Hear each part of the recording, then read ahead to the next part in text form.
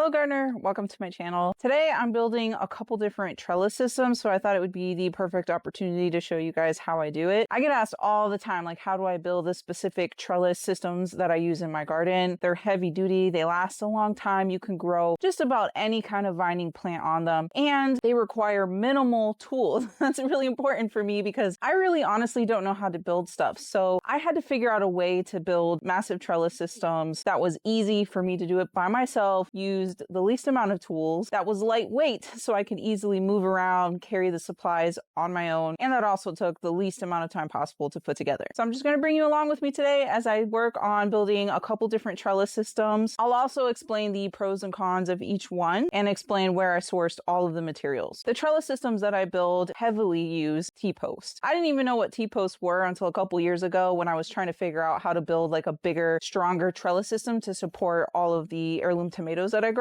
And now they're my absolute most used piece of supply, so to speak, that I use in my garden. T-posts are extremely heavy duty. I've never had one fall over, not even during a hurricane, so very reliable. T-posts are also not that heavy, so it's very easy for me to pound them into the ground by myself and then also pull them out in case I decide to rearrange my entire garden. Solid metal T-posts are basically going to last your lifetime. Okay, so to me, it's a good investment. Trust me, you're going to use them all over your garden. T-posts are what I use to make the structure of my trellis systems. And then I either use one of two different items. I'll either just simply zip tie some cattle panels straight onto the T-post, or I make a system using some electrical conduit pipe, some PVC fittings, and really heavy duty mesh vinyl trellis that I get from Amazon. But anyways, I have some different examples of these trellis systems existing in my garden with things already growing on it, and then we're going to build some new ones. To give you an idea of what I'm building today, I want to show you one of my finished trellis systems right here. So this one has one T-post here, another T-post 10 feet apart, because the electrical conduit pipe that I use is 10 feet in length. And I know it's very hard to see this because I have a bunch of Thai soldier long beans growing all over this, but this is the electrical conduit pipe. It is 3/4 inch thick. I do not recommend that you use pipe that is thinner than that, like the 1/2 inch or something, because it will most likely bend under the weight of whatever you're growing on it. So I get this electrical conduit pipe and it slides right into this PVC fitting. There's so many different PVC fittings that you can use for this. The most important thing is that one of the holes is about 1.25 inches wide. That will fit perfectly on top of your standard T-post. Since I'm using a 3/4 inch electrical conduit pipe, the other hole, I prefer it to be also 3/4 inch so that it just kind of fits snugly in there. But if the other end is bigger, it'll still fit in there, it'll still hold it. However, if you have some bad storms or maybe even a hurricane, it's a little loose and it might knock down or fall out of place if the hole is really big. And I'll show you guys the different kind of fittings and things that I use to give you ideas. But anyways, you just pop this electrical conduit pipe right into your fitting and then set it on top of your T-post. It's kind of hard to see here with all this Thai soldier long beans growing on it, but underneath is the heavy duty mesh vinyl trellis that I get from Amazon. It's like really thick plastic. It lasts years. It's not going to fall apart on you after one season like the cheap ones do. I take the electrical conduit pipe and I just weave that mesh vinyl trellis over it or through it just like you would a curtain, and then open it up wide and it's ready to be planted. This is very sturdy, heavy duty. I've grown heavy things like loofah or tromboncino rapicante on this, even Seminole pumpkins, lightweight things like pole beans or sweet peas. It works for everything, like pretty much every kind of vining type of crop that you can think of to grow. This will support it. The only other thing that you would really have to consider is what crop are you growing on here, because depending on how big or tall that crop gets, you will have to adjust the height of your trellis system here. So to do that, you're going to adjust the height of your T-posts. The standard T-posts that I typically see in all the big box stores, Home Depot, Lowe's, are either 6 or 6.5 feet long. That's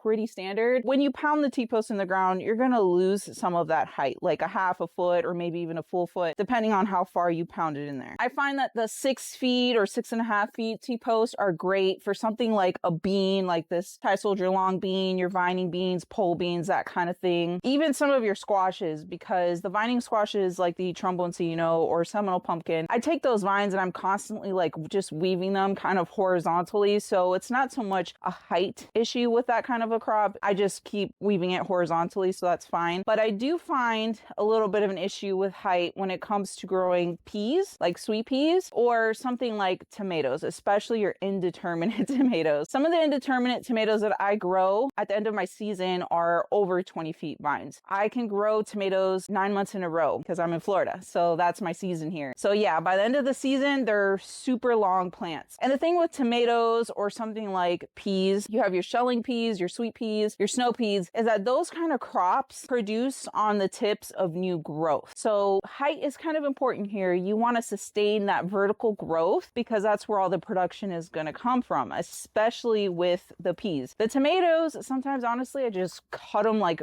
in half horizontally about halfway through my season because I have such a long growing season that they'll just rebound and grow back again. But it is easier to start off with a taller trellis system to begin with and just grow them up vertically as high as you can get them. The typical pea or snow pea that I grow gets vines that are about 8 feet, maybe even 10 feet, depending on the variety. And those you definitely don't want to be cutting them. That's not something like the tomatoes where I can just cut them in half and it'll regrow. My season for peas is really short. I literally have like 3, maybe 4 months if I have a particularly cold winter. So I don't want to be chopping those in half to encourage new growth and maintain its size. It's just better to start off with a taller trellis system. So I have found 10-foot tall T-posts, but usually I have to like order those and pick them up at like certain Tractor Supplies stores. Not all stores carry that height, but if you know you're going to be growing a crop that produces on the tips and needs to be growing taller, start off with those 10-foot T-posts if you can. And now I'm kind of running into an issue with my 2 rows of tomatoes here. These rows are 30 feet long each. I kind of didn't want to buy additional supplies, like get more 10-foot tall T-posts and use what I had. So I think this one right here was a 6-foot T-post. And as you can see, that height has significantly decreased after you pounded it into the ground. But I was like, whatever, I'll deal with it. I put this together. I used some rolls of fencing. I had some rolls of metal fencing here instead of like a cattle panel or something. It's just what I had. So I zip tied all of this together and made my rows. However, these tomatoes have only been here for like 3 months max, and they're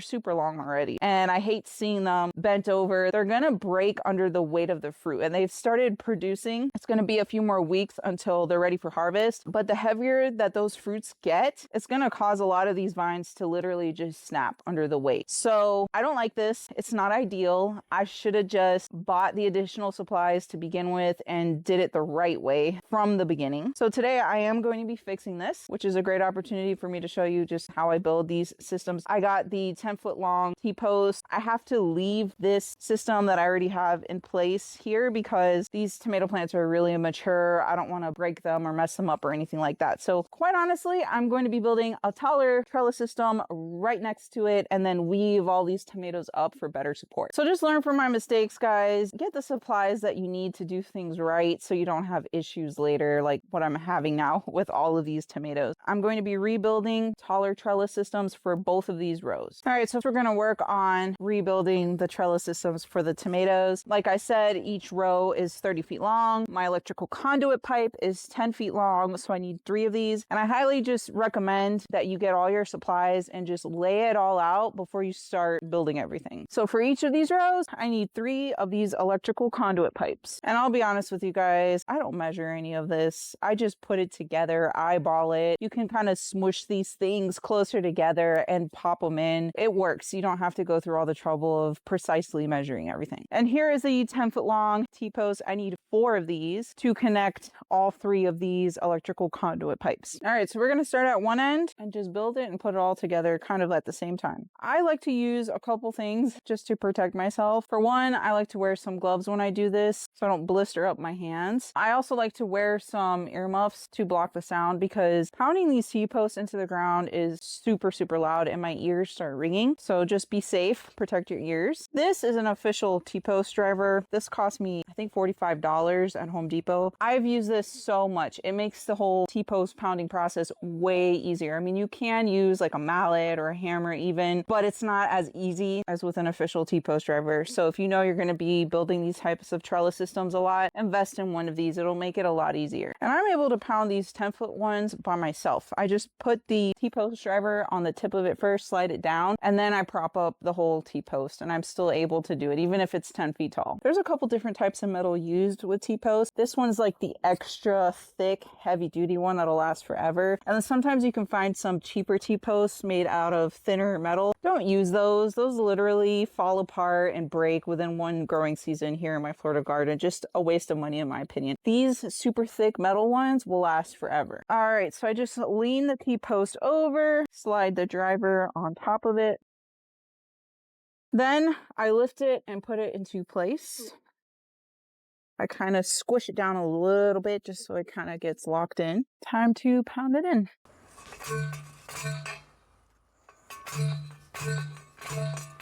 So as I continue, I actually kind of assemble each section or each piece. That way I can kind of eyeball it, squish them together, and keep going. You'll see what I mean in a bit. But let's talk about the different kinds of fittings. There are so many ways that you can do this. Don't feel like you have to do it this way. This is just giving you an idea. But this right here is a PVC T fitting. Both of the bigger ends are 1 1/4 inch. That fits perfectly over the top of these T-posts. The other hole on this side is 3/4 inch, and that fits the electrical conduit pipe perfectly. So to show you how this connects together, get your 1 1/4 inch opening and put it on the side with the T-post. Then get your electrical conduit pipe and it just slides right in there. To stabilize this so it sits right on top of the T-post and doesn't like slide down, all you have to do is slide this electrical conduit pipe all the way through until it hits the other side, this side here. And as you can see, that's not going to let it slide down. And then put that on top of your T-post. So it's all lopsided, but I think you got the idea. So that's one way of doing it. But let's say you're making a continuous long line of these electrical conduit type of trellis systems. Then you might need to use a different kind of a PVC T depending on what you find at the store. So I found this one right here that is 1 1/4 inch on all openings, every single one. And I found these fittings that will make the hole smaller. I don't know what these are called, but it will make the hole smaller. So this will take this 1 1/4 inch hole and reduce it to 3/4 inch so that my electrical conduit pipe here will fit perfectly snug. So I got 2 of these so I can shut these 2 holes right here. My T-post will sit right here in this middle hole, and then I'll have an electrical conduit pipe going on either side. So that way I can extend my system and make it 30 foot long if I wanted. I mean, you can go on forever. You can make really, really long rows with this. And technically you don't really need this little fitting here. You could just slide all of your pipes through as is, but it's going to be a little wiggly, which I don't really like, especially if you're in an area that gets high winds, strong storms, hurricanes. You'll kind of want things to be a little bit more snug and not loose, falling all around. I have had these electrical conduit pipes slip out of these fittings during a hurricane, usually is what it is. And then the whole thing falls down with the crop that was growing on it. Not the worst thing that could happen damage wise, but you don't want that to happen. So try and get these things to fit as snugly as possible. All right, so to figure out where to put the next T-post, I'm going to take my electrical conduit pipe and I'm going to lay it down, touching this first one so I could kind of get an idea of what 10 feet is. So I'm just going to lay this down on the ground right up next to this T-post, and that'll kind of give me an estimate here of where to pound it the next one.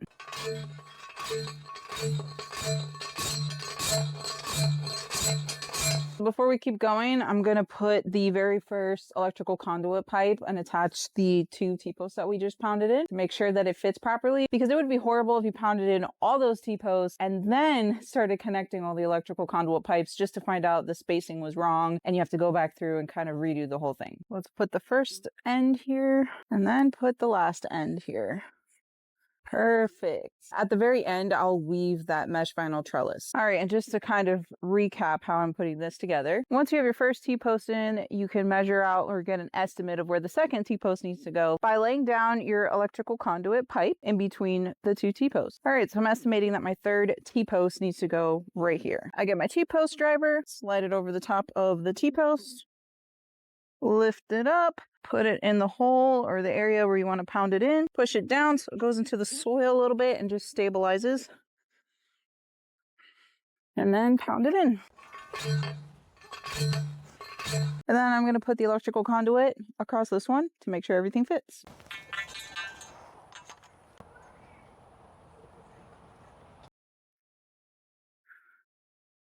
Perfect. We have 1 more T-post to go. All right, let's put the last piece on.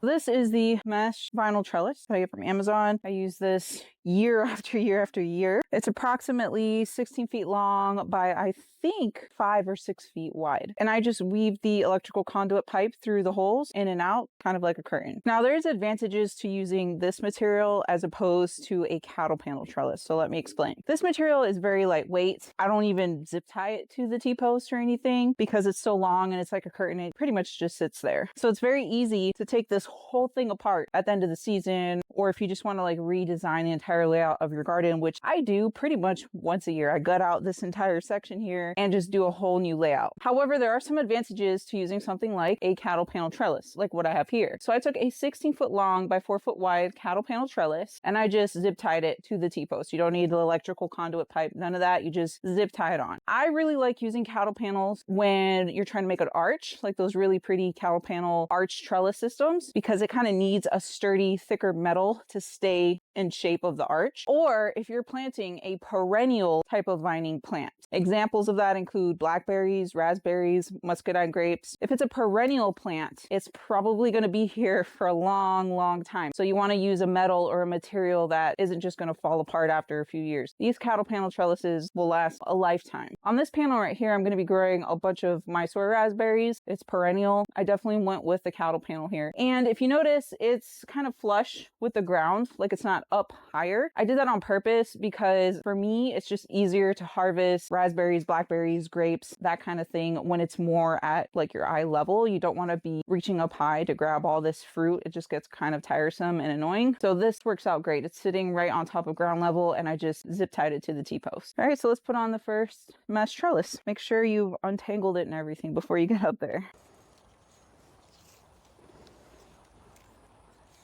All right, that's what it looks like when it's all set up. The height of this is insane. I should have done this from the very beginning. I can grow so many tomatoes on this. When I put all these vines up, it's going to look like a huge wall of tomatoes. So I have a lot of work cut out for me. I'm going to finish up putting all of this mesh vinyl trellis and then weaving all my tomatoes up. I would say all in all, if I wasn't filming a video while I was building this, it probably took me 20-25 minutes to do this all by myself, which is crazy because this is a massive 30-foot long by almost 10-foot tall trellis system. I normally don't build them this tall. I only use this height for like tomatoes and like sweet peas, snow peas, that kind of thing. The majority of everything else that I grow are on your regular short, like 6-foot tall T-post type of system. And those I put together real quick, like in less than 5 minutes. Since it's shorter, it's obviously going to be much easier to put together. All right, so we got the second one put up pretty quickly. And I started trellising up the tomatoes. They look fantastic on their much taller trellis system. I hope that gave you guys a lot of ideas on how to fashion your own huge, super sturdy trellis systems. If I can do it, so can you. I'll put a list of all the supplies and things that I used in the description so that you can easily find them. Thank you for watching, and I'll see you in the next video.